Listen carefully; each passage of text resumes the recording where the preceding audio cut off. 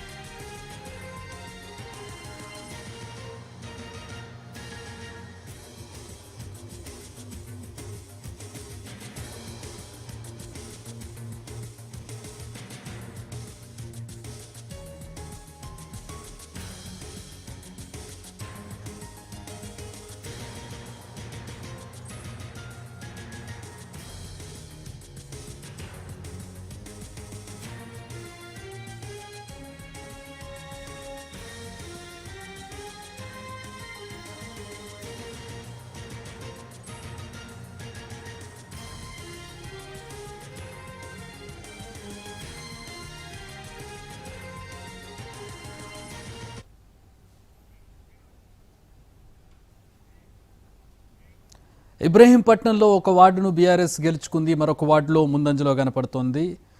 100 ఓట్ల మెజారిటీతో ఒక వార్డును గెలుపొందింది బీఆర్ఎస్ అభ్యర్థి 12వ వార్డులో గెలిచారు. 11వ వార్డులో కూడా ముందంజలో ఉన్నట్టుగా తెలుస్తోంది బీఆర్ఎస్. రైట్, ఇబ్రహీంపట్నానికి సంబంధించి అక్కడ కౌంటింగ్ సంబంధించి పూర్తి వివరాలు అందించడానికి మా ప్రతినిధి ప్రేమ్ లైన్లో ఉన్నారు. ప్రేమ్,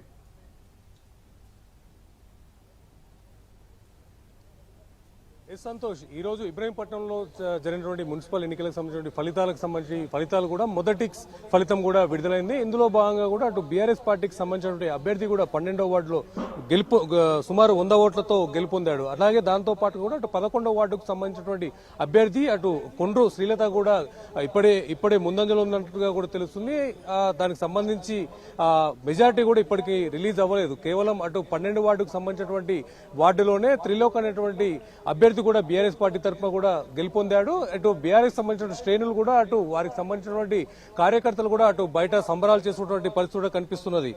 ఏదేమైనప్పటికీ కూడా ఇటు ఎంతో హోరాహోరీగా ఉన్నటువంటి ఒక ఎన్నికల ఫలితాల విషయంలో కూడా ఇబ్రహీంపట్నం సంబంధించి మొదటి ఫలితం కూడా అటు బీఆర్ఎస్ పార్టీ దక్కించుకోవడంతో కూడా ఇక్కడ చాలా గందరగోళ పరిస్థితులు కూడా నెలకొన్నటువంటి పరిస్థితి కనిపిస్తుంది. ముఖ్యంగా అటు కాంగ్రెస్ పార్టీకి సంబంధించినటువంటి మల్రెడ్డి రంగారెడ్డికి సంబంధించినటువంటి నియోజకవర్గం, ఇక్కడ కాంగ్రెస్ పార్టీ కూడా ఎక్కువగా అటు చైర్మన్ పదవిని కూడా దక్కించుకునే దిశగా కూడా కీలకమైనటువంటి పాములు కూడా కలిపినటువంటి సందర్భం కూడా ఉంది. ఈ నేపథ్యంలోనే అటు బీఆర్ఎస్ సంబంధించినటువంటి అభ్యర్థి మొదటి ఫలితంలో గెలుపు ప్రకటించడంతో కాస్త గందరగోళ పరిస్థితి కూడా ఎదురైనటువంటి పరిస్థితి కనిపిస్తుంది. అటు 11వ వార్డుకు సంబంధించినటువంటి బీఆర్ఎస్ అభ్యర్థి కూడా అటు ముందంజలో ఉండడంతో పాటు కూడా గెలుపొందుతుందన్నటువంటి సంకేతాలు కూడా ఇప్పటికే విడుదలైనాయి. ఈ నేపథ్యంలోనే అటు బీఆర్ఎస్ పార్టీ కూడా ఇక్కడ ముందంజలో ఉండేటువంటి అవకాశం ఉండబోతుందని చెప్పి స్థానికంగా కూడా వ్యక్తం చేసినటువంటి పరిస్థితి కనిపిస్తుంది. ముఖ్యంగా అటు ఈ రోజు మొదటి రౌండ్ లో 12 వార్డులకు సంబంధించినటువంటి కౌంటింగ్ ప్రక్రియ కూడా ప్రారంభమైంది. అందులో 12వ వార్డు ఇప్పటికే ఫలితాలు వెలువగా అటు 11వ వార్డుకు సంబంధించిన ఫలితాలు కూడా మరికొద్ది సేపట్లోనే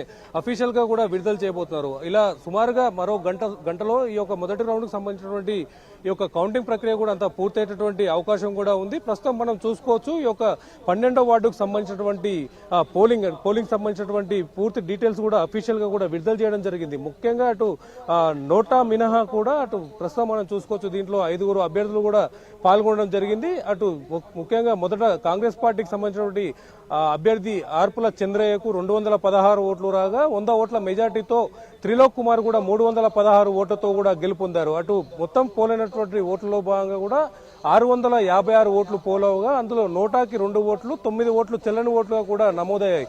అటు ఏదేమైనప్పటికీ కూడా 100 ఓట్ల మెజార్టీతో కూడా అటు త్రిలోక్ కుమార్ బీఆర్ఎస్ పార్టీకి సంబంధించినటువంటి అభ్యర్థి కూడా 12వ వార్డులో గెలుపొందారు. దీనికి సంబంధించి అటు బీఆర్ఎస్ శ్రేణులు కూడా ఎంతో సంతోషాన్ని వ్యక్తం చేసినటువంటి పరిస్థితి ప్రస్తుతం కనిపిస్తుంది. సంతోష్.